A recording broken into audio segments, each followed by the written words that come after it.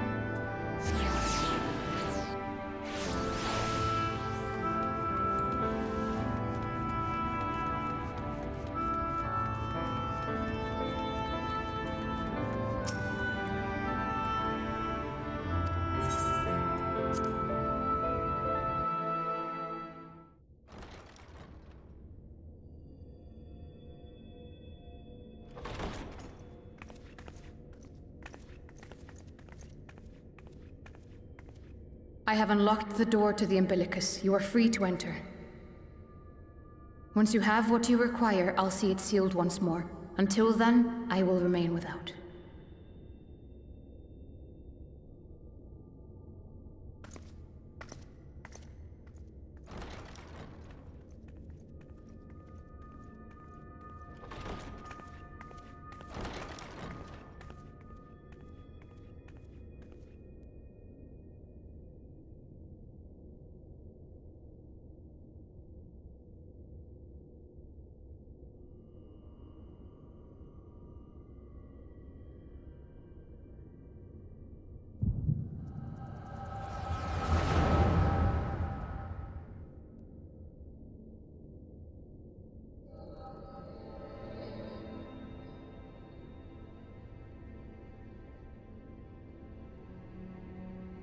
A moment to collect my thoughts, I prithee.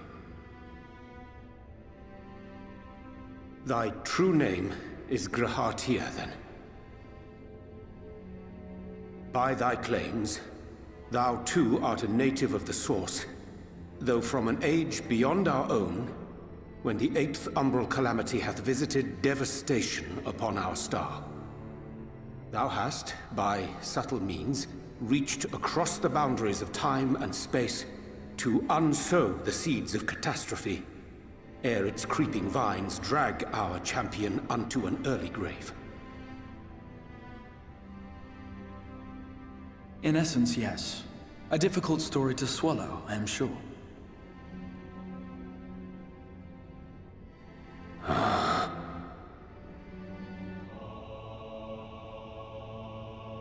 I doubt not the veracity of thy words, not the account of thy coming, nor that of the fated calamity. Yet my mind straineth still to apprehend the enormity of this tale.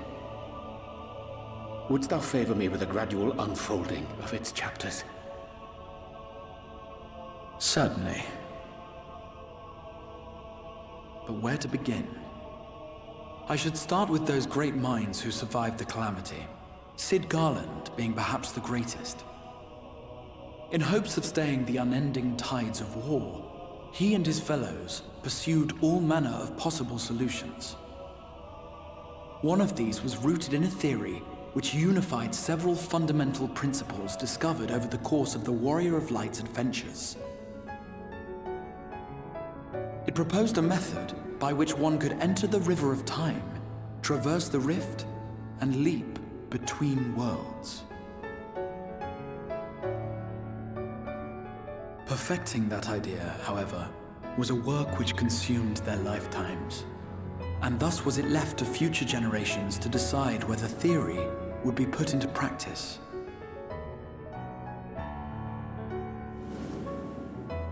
But all the while, the world continued to burn. Hope was a feeble outpost, beset on all sides by thievery and misery and murder. People cried out in despair, "There is no hope, we are finished. Mankind is finished." Then others raised their voices in answer. Though we be beyond salvation, those who came before may yet be saved. We will forge a crossroads and pave the way for a different future. By the wisdom of our forebears, we will prevent this calamity from ever having come to pass.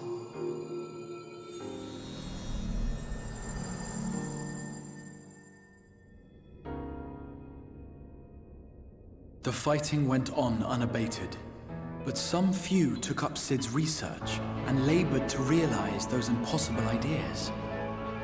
After 2 centuries of labor, their descendants finally succeeded in awakening the Crystal Tower, an integral part of the process, and, in doing so, roused its caretaker, me.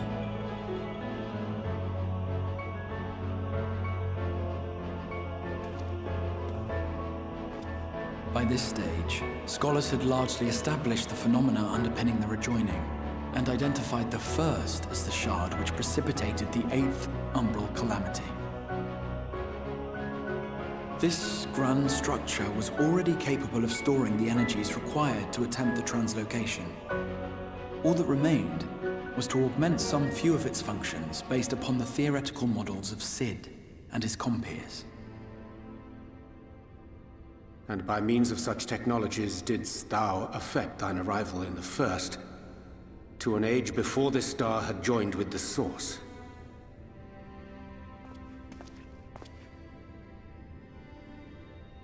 Some while before, as it turned out. 'Tis all but impossible to predict how time will flow between one world and the next, and we missed our mark by almost an entire century. But this only worked in our favor. The Sin Eaters could not be defeated without the blessing of light, and summoning the only woman who might stand a chance against them would require decades of preparation.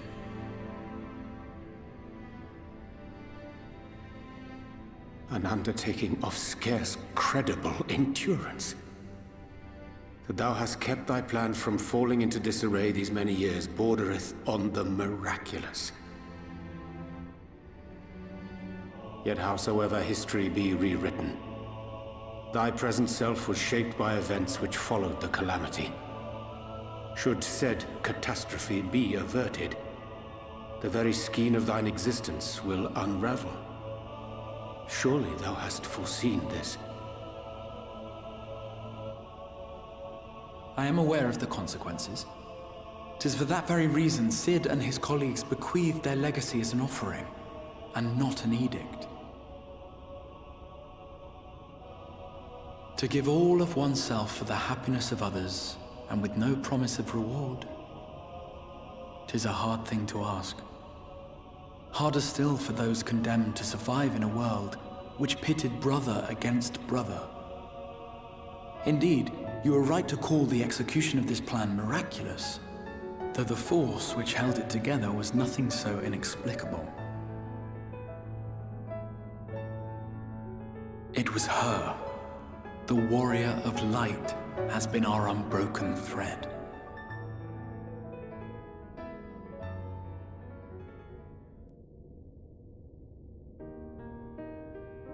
Where others would stumble and fall, she would rise above. Where others would break and run, she would carry on. The warrior of light's tale is one of unyielding bravery. To tell it was to feel courage. To hear it was to feel hope. It was a breath of inspiration in an age of suffocating shadow. In the histories of a fallen nation was our hero hailed as its greatest ally. In the time-worn pages of a noble's memoirs were her deeds joyously retold. For many, these stories were the flame which warmed them through the coldest of nights.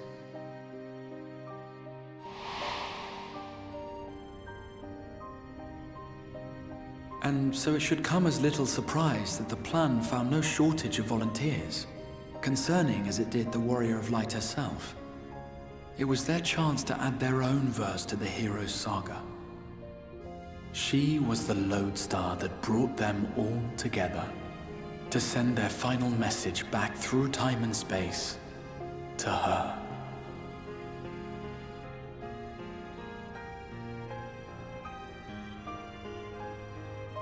The light of your legacy was our torch in the darkness.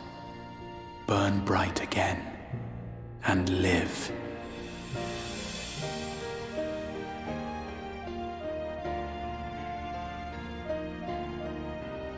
I am merely the bearer of that wish, come to ensure it is safely delivered.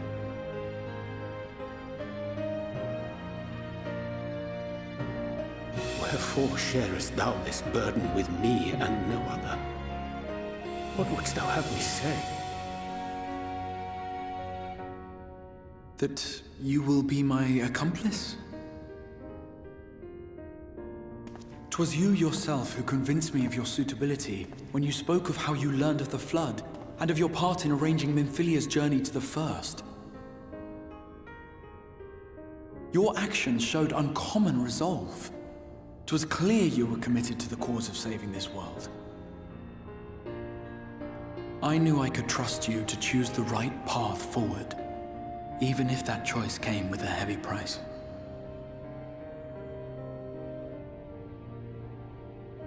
What price?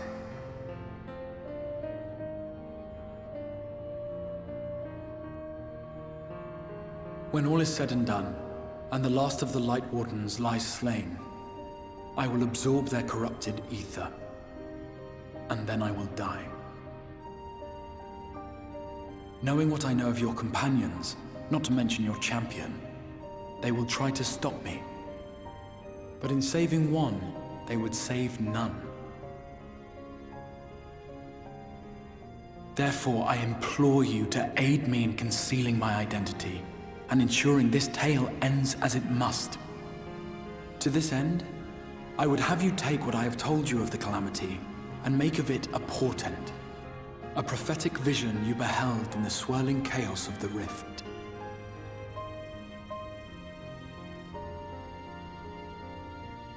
Is this truly thy wish?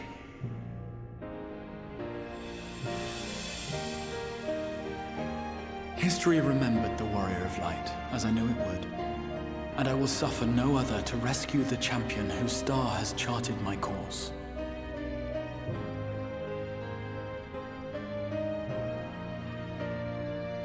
I will see this tale to a happy end, my friend.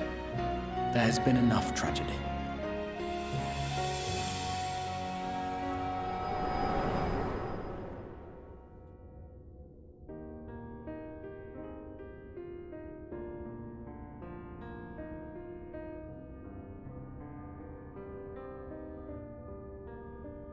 Careful now. If you lose control again, the Light could claim you for good. Although it's probably only a matter of time before you succumb to the change in any case.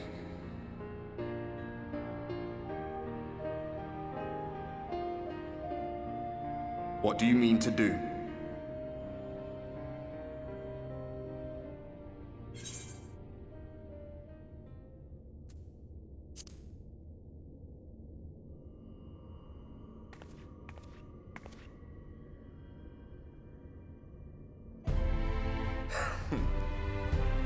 We should be on our way. Diassian mentioned the Tempest, did he not? That's the stormy seas around Calusia to you. His lair must be down there somewhere, hidden beneath the waves.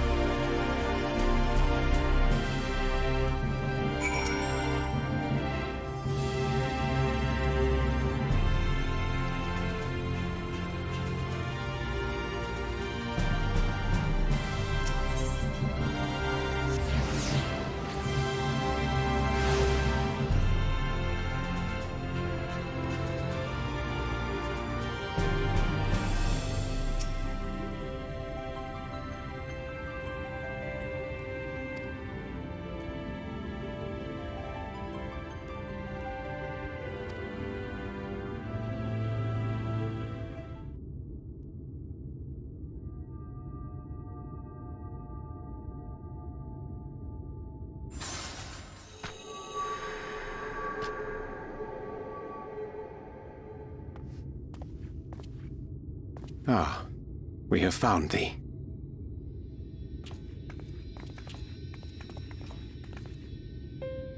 Word reached us of thy recovery, and thus did we gather with all haste.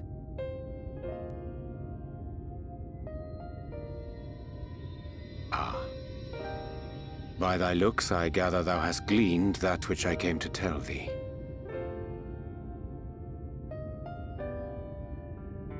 Urianger has shared everything with us. The Exarch's true identity and purpose.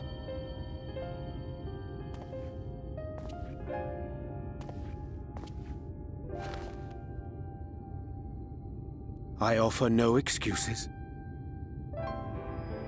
When I agreed to aid the Exarch with his plans, 'twas in full acceptance of the condemnation I would face when my duplicity was laid bare.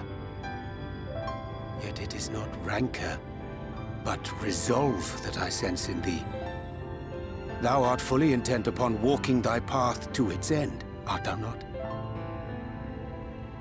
If thou canst forgive my deception, or, failing that, set aside thy displeasure for a time, I do beg leave to follow thee. What strength and wisdom I possess are thine to command.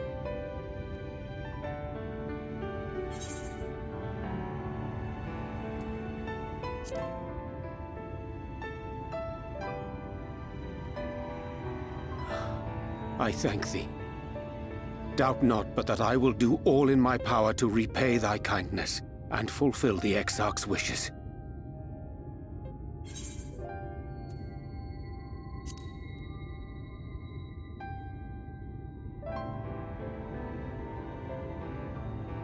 Pray believe me when I say that I took no pleasure in deceiving thee.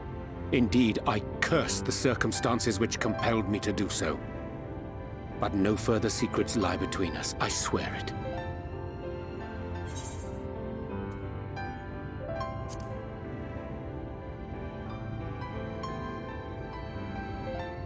I understand the precarious nature of thy condition. Nonetheless, it is my wish to remain at thy side for as long as I am able.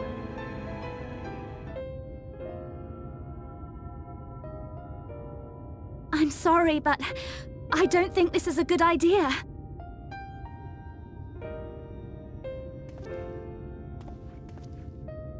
Leaving the Crystarium, I mean, with or without Urianger.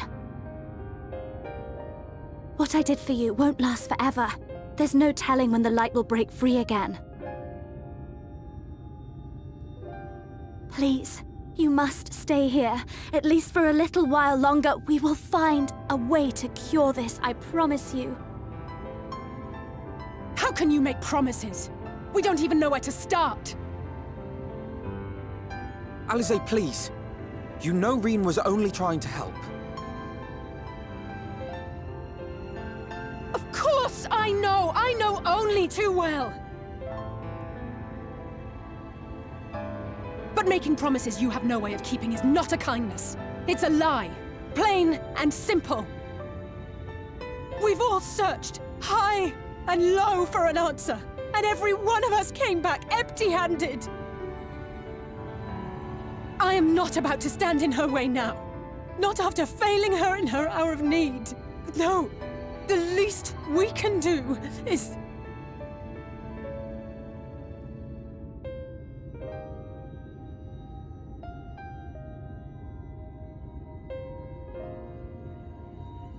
We will go with you as well. There is naught to be gained by standing still. Indeed, we have exhausted every other avenue.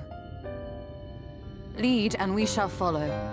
If there is any hope to be found, then we will surely find it at your side. Are we all in agreement, then?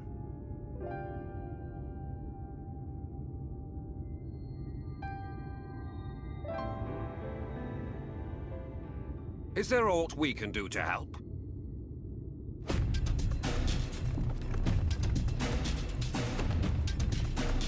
Though we may not know the whole story, we do know you're in for a fight. And while the Exarch's away, it falls to the rest of us to see the Warrior of Darkness is given a proper send-off. You told them! No! Well, it's not in so many words. Aye, we didn't need it spelled out for us. When the night sky appeared over whichever place you went to, it was harder not to put two and two together. From the moment I heard that you and the Exarch shared the homeland, I had my suspicions. Long had he waiting for a certain someone to arrive, and I knew at once that it must be you. Exactly. When he went up to meet you, 'twas clear it was no ordinary visitor. That spring in his step spoke volumes. I could feel his excitement. Eat him! That's right! Here, here!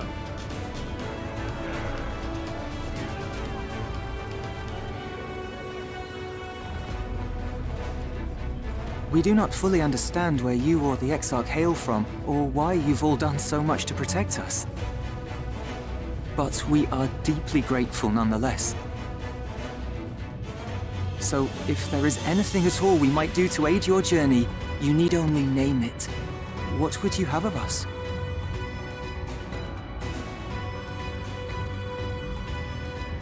You might have invited them to join us, where they're not so many.